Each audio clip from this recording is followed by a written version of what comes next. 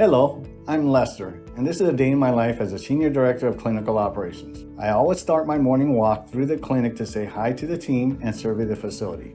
Then before the day gets started, I like to caffeinate. In my role, I'm often a jack of all trades and pride myself most on being there to support my team, both my work team and my Green Bay Packers. Like most leaders, this means answering email requests and conducting individual meetings to check in. I open our proprietary scheduling software to follow up on ongoing trials either here at our LA clinic or at our Montreal and Kansas City sites. I participate in a lot of calls about protocol review, project planning, bid defense, and more. Today I'm attending a feasibility meeting with my colleagues across North America, always moving in unison. Then, time to shift focus to one of my new videos on global protocol training for our learning management system. Just one of the ways we ensure we're always improving and harmonizing at Altasciences. And now you caught me on a special day.